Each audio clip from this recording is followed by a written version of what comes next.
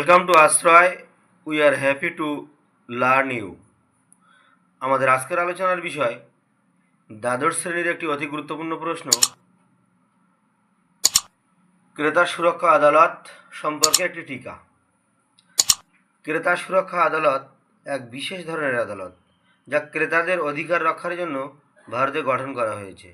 এই আদালত ক্রেতা ও বিক্রেতাদের মধ্যে বিবাদ এবং ক্রেতার অভিযোগ মীমাংসার জন্য গঠিত হয়েছে। ক্রেতা সুরক্ষা আইন 1986 খ্রিস্টাব্দে এর কনজিউমার প্রোটেকশনার অ্যাক্ট এবং এই সংক্রান্ত সংশোধনীয় আইন হল ক্রেতা সুরক্ষা আদালতের উৎস। ক্রেতা সুরক্ষা আইনের উদ্দেশ্য কী? ক্রেতা সুরক্ষা আইনের উদ্দেশ্যগুলি হল: 1.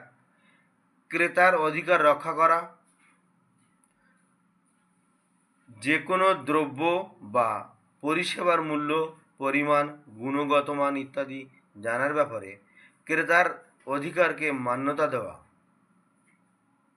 ক্রেতাকে অন্যায় বিচার বর্জিতভাবে শোষণ করার বিরুদ্ধে প্রতিকার করার অধিকার প্রতিষ্ঠা করা। ক্রেতা সুরক্ষা আদালতের বিভিন্ন ধরন।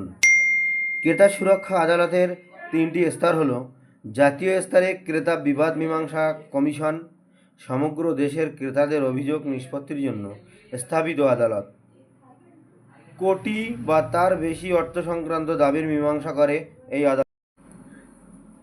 রাজ্য স্তরে ক্রেতা বিবাদ মীমাংসা কমিশন, এটি হলো রাজ্য স্তরের ক্রেতাদের অভিযোগ মীমাংসার জন্য স্থাপিত আদালত।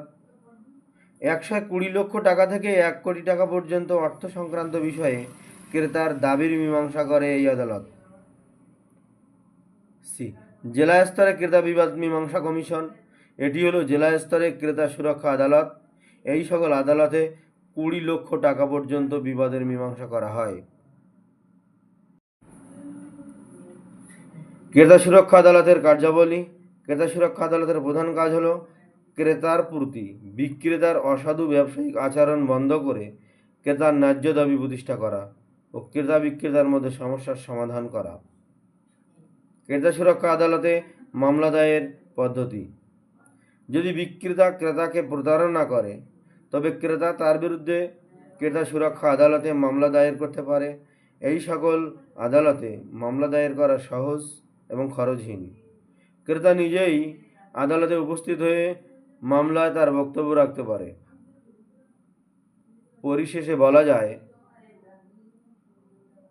যে ক্রেতা সুরক্ষা আদালত শুধুমাত্র তখনই ক্রেতার পক্ষে রায় দেয় যদি প্রমাণিত হয় যে বিক্রেতা বা পরিষেবা প্রদানকারী অনৈতিক ও অন্যায় আচরণের দ্বারা ক্রেতাকে আর্থিকভাবে ক্ষতিগ্রস্ত করেছে।